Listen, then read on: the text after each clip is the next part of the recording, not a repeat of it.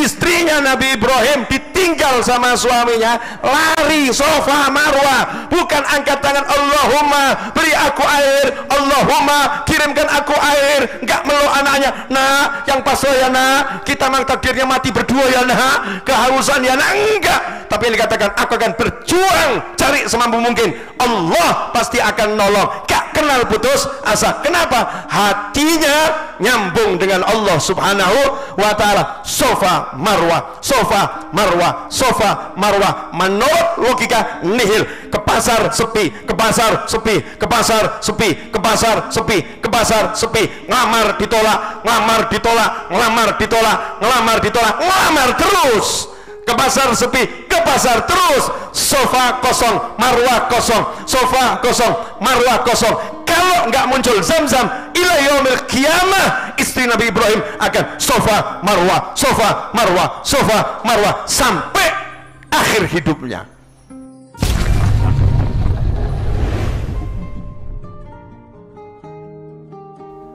Setelah Nabi Ibrahim alaihissalam mendoakan istri dan putranya yang diperintahkan oleh Allah Ta'ala untuk ditinggalkan di tanah datar yang kemudian menjadi kota Mekah, Nabi Ibrahim naik ke atas jauh, kemudian angkat tangan mendoakan yang sangat luar biasa.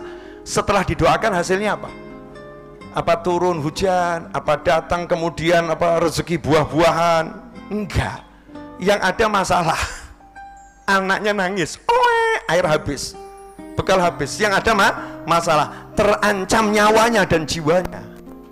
Tapi istri Nabi Ibrahim alaihissalam nggak mengatakan, wah ini kok ya habis dizikiri suami kok tambah jadi seperti ini ya. Enggak, paham, zikirnya lagi bekerja itu, wiridnya lagi jalan, doanya lagi berproses. Semua yang berproses itu menimbulkan dampak-dampak yang semacam itu.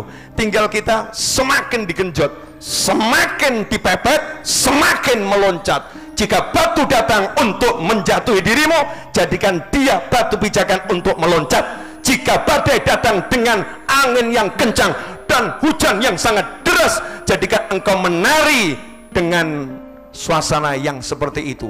Istilahnya apa itu? Dancing in the rain. Masya Allah, dancing in the rain. Ada hujan, joget, asik. Jangan kalah sama anak kecil. Anak kecil hujan semakin deras semakin senang, banjir semakin besar semakin happy, sementara kita semakin maksudnya ambil ilmu sisi anak kecilnya tadi dulu ya. Ya, bisa menjadikan situasi yang gak enak itu enak.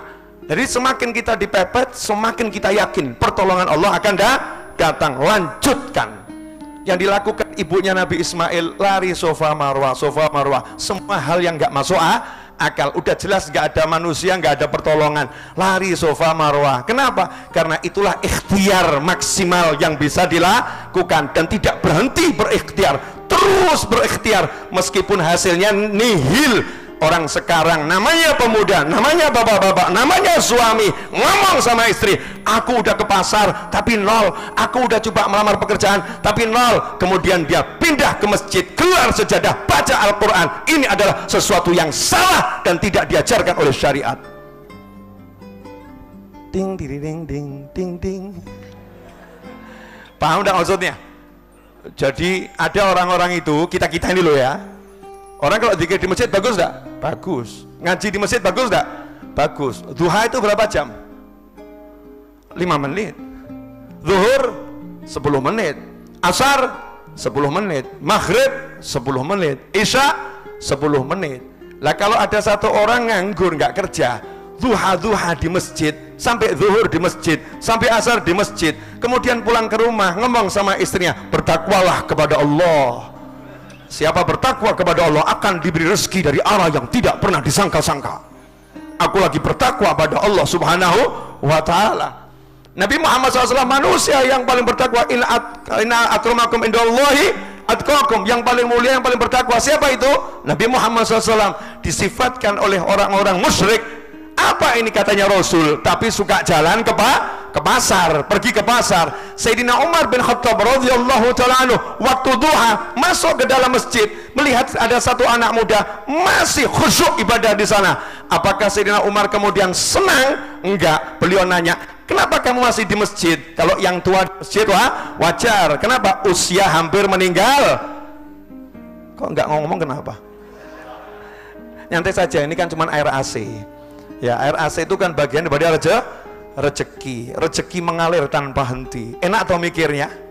Kalau lihatnya AC bocor kan jadinya enggak enak. Tapi kalau ini pertanda rezeki akan mengalir tanpa henti, jadinya nikmatnya luar biasa. Lanjut dikit ya, biar saya bisa tuntaskan poin tadi dulu. Sampai di mana tadi? Saya tuh kalau ngomong soalnya enggak pernah mikir. Jadi ya, nanya sampai di mana tadi? Sampai di mana tadi? Waktu duha. Ya, jazakumullah khairan. Makasih banyak. Ya. Tapi tetap enak di sini. Apa? Jazakumullah khairan. Makasih. Ya. Ini enak ini. Rezeki tanpa henti. Sebentar lagi insya Allah utang mau ngecor 150 juta lunas. Ya. Oh, ini namanya fa'al khair, pertanda yang baik. Kalau kata Gus Dur gitu aja kok repot. Ya. Jazakumullah khairan. Makasih. Oh, enggak apa-apa. Ini Masya Allah. Baru kaum pria aja udah nggak tega lihat saya basah gitu ya. Apalagi bidadari surga. Masya Allah. Bidadari surga jangan cepet-cepet ngundang saya. Sabar kalian ya, sabar. Yang sabar. Saya rindu padamu, tapi biar nanti saja. Ya, kita butuh waktu yang lama untuk mempertambah jumlah bidadari. Iya. Lanjut boleh? Masya Allah. Baru bahas bidadari aja kita udah bahagia kok. Nikmat. Ibu jangan cemburu ya Bu ya. Jangan khawatir kok. Kaum wanita manusia itu tak bisa dikalahkan oleh semiliar bidadari surga. Enggak bisa. Lanjut ya. Saya mana tadi? Oh ya, anak muda tadi ya. Anak muda tadi waktu duha di masjid lama. Sayyidina Umar gak suka. Kenapa? Harusnya dia ke pasar. Kenapa masih ada di masjid? Yang tua-tua nggak ditegur. Kenapa? Yang udah tua ya wajar. Jangan banyak waktu di pasar, perbanyak waktu di masjid. Ke pasarnya persentasenya sedikit aja. Pensiun ya, waktunya pensiun. Oh, negara kita aja ada usia pensiun kok. Betul ya? Nah, ini yang muda kok di masjid duha ibadah. Kenapa kamu masih di sini? Kenapa nggak ke pasar? Kenapa nggak cari nafkah? Kenapa nggak usaha? Kenapa? Anak muda tadi jawab, saya sudah dijamin oleh kakak saya. Kakak saya yang cari duit, sehingga saya bisa nyantai saja. Apakah diapresiasi? Bagus, lanjutkan. Enggak. Beliau mengatakan, kalau begitu kakakmu lebih hebat dari kamu. Yang diapresiasi kakaknya. Jadi jangan kemudian sekarang ini gelar sejadah di masjid, gelar sejadah di musola, baca Al-Quran, tapi meninggalkan usaha yang secara zahir disyariatkan oleh Nabi Muhammad SAW. Rasul berjuang ke pasar, istrinya Nabi Ibrahim ditinggal sama suaminya, lari Safa Marwah, bukan angkat tangan Allahumma beri aku air, Allahumma kirimkan aku air, enggak meluk anaknya, nah yang pas ya nak, kita memang takdirnya mati berdua ya nak, kehausan ya nak, enggak. Tapi yang dikatakan aku akan berjuang cari semampu mungkin, Allah pasti akan nolong, gak kenal putus asa. Kenapa? Hatinya nyambung dengan Allah Subhanahu wa ta'ala. Safa Marwah, Safa Marwah, Safa Marwah. Menurut logika nihil. Ke pasar sepi, ke pasar sepi, ke pasar sepi, ke pasar sepi, ke pasar sepi. Ngelamar ditolak, ngelamar ditolak, ngelamar ditolak, ngelamar ditolak, ngelamar terus. Ke pasar sepi, ke pasar terus. Sofa kosong, Marwah kosong, sofa kosong, Marwah kosong. Kalau nggak muncul Zam-Zam ila yaumil qiyamah, istri Nabi Ibrahim akan sofa Marwah, sofa Marwah, sofa Marwah sampai akhir hidupnya. Tapi karena kesungguhannya percaya pada Allah Ta'ala, jadi orang yang percaya sama Allah tuh nggak akan dilembek, nggak ada. Yang percaya sama Allah akan super power, yang hatinya nyambung sama Allah akan super power. Walaupun mata melihat itu kosong, hati nggak pernah merasa kosong. Kenapa? Karena yakin Allah akan berikan pertolongan. Aku hanya melakukan the best I can do, maksimal yang aku bisa, dan istiqomah. Begitu sampai ke 7, Allah katakan air keluarlah kamu.